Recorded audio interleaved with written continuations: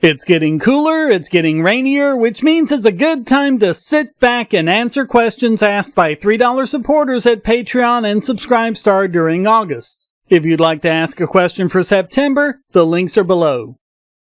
Let's begin over on Subscribestar, where Tomasz Urbański asks, sometimes people talk about how social media creates parasocial relationships, but isn't believing in God the OG parasocial relationship? For those who don't know, a parasocial relationship is a one-sided relationship where the other side contributes little to nothing and may not even know that the other person exists. Think about how involved a lot of people are with celebrities or even fictional characters. Anime fans may have a waifu, and TikTok influencers will talk to their fans in a way that makes it feel personal, when really each one is lost in a sea of supporters and fans. There can also be a negative relationship. Oddly, Donald Trump is a good example of both. A whole lot of people dearly love him, and he packs them in at rallies. They feel like he understands them and speaks for them, even though they're just one in a sea of faces. On the other hand, just as many people seem to hate and even fear the guy. They think he's absolutely the worst thing for the world and may even blame him for a lot of their own personal problems.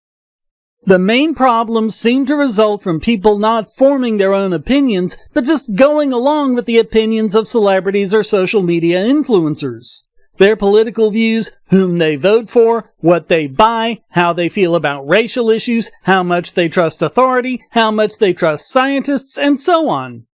Today, a lot of people are acting like this is a new phenomenon with social media, but it's not.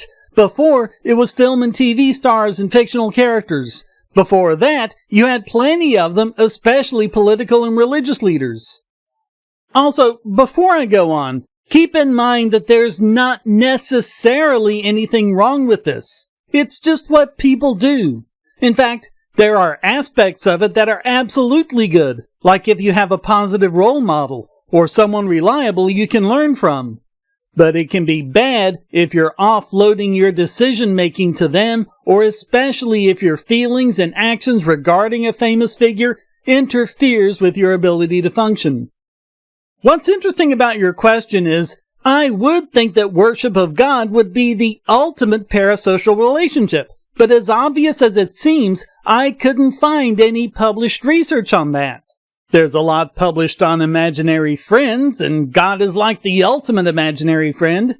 People could form a parasocial relationship with a minister solely because they believe God is speaking through him. And there's that famous fMRI research suggesting that when people talk about God's opinions, the part of the brain that's being accessed is the part that deals with their own opinions, not the opinions of others. Of course, there's been a lot written about cult leaders, but not actually God, even though religion seems to tap right into that phenomenon. How many people have talked about having a close, personal relationship with Jesus Christ? If that's not a parasocial relationship, I don't know what is. Let's see if there are some easier questions over on Patreon, where Michael Kremer asks, I think we can all agree that not only Democrats suck, but Republicans suck too. But can you think of any Republicans that want to get the government out of your way? For me, it would have to be Rand Paul and Thomas Massie. They're not bad, and Justin Amash isn't terrible either, but I'm sorry, we just haven't had anyone in Congress like that since Ron Paul. And keep in mind, it's easy for them to be that way now when the other team is in power. The operative question is, will they still be that way should Republicans get back control of Congress and the White House? Darth Vega asks, do you know anything about FedNow? The Federal Reserve website says it is not a digital currency and that it will not be replacing cash. Do you think there is a shred of truth of that? Since it's coming directly from the keyboard of the federal government, I'm thinking no. I'm not sure. It looks like they're setting up something like that on the back end. That's a real problem, the time and expense involved in banks sending money to each other. It looks like what they want is a way to do that cheaply and instantly with fewer costs on merchants and other customers. It's sort of like a Venmo for banks.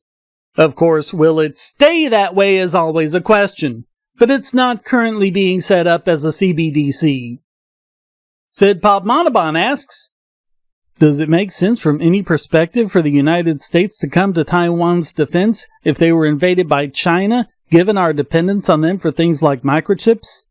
I don't think it ever makes sense to get involved in fights between other countries. Korea, Vietnam, Panama, Iraq, Afghanistan, now Ukraine. At some point we need to learn the lesson.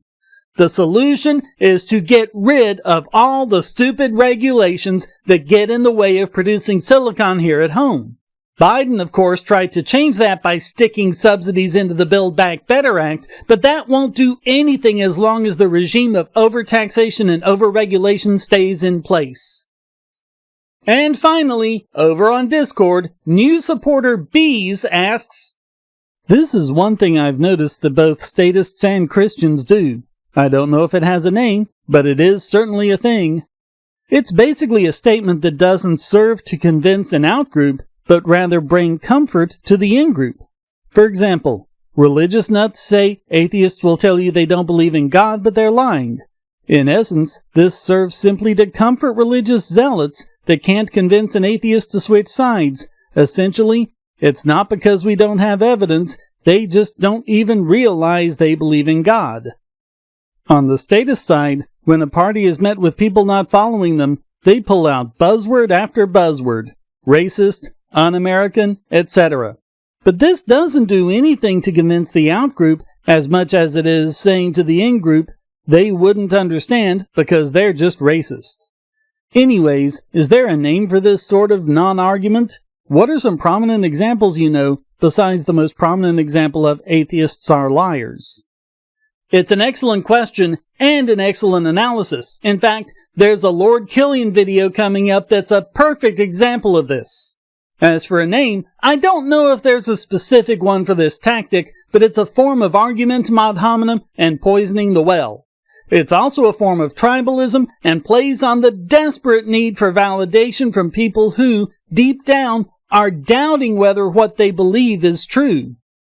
I guess you could also call it a zero-sum fallacy because they think that anything that will cut down the other guy supports them. Kind of like how creationists think that debunking evolution by itself will somehow prove creationism instead of resulting in, I don't know.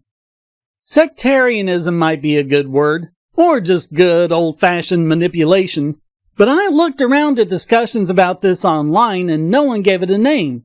And Logic has done a lot of videos about this phenomenon without mentioning a term for it either. But more important than giving it a term is just understanding what it is and why it exists. Either the people saying this are engaging in the noble lie, or they're desperately trying to deny to themselves the fact that, deep down, they know they're wrong. The days are getting shorter, so thanks for using part of your day to watch my channel. Comments for the comment god, shares for the share throne. Please hit like, subscribe, and the bell, and check out other videos on my channel and like and share them that they might rise above the shadow banning, which, if anything, is only getting worse. Views for videos that have excellent click-through and higher than average retention, as well as much better initial views, seem to get cut off within a few hours. So please do what you can, including going to donate.bogosity.tv for all sorts of ways to support, including PayPal and Venmo, as well as all sorts of cryptocurrencies. Thanks again, and until next time, stay strong and be free.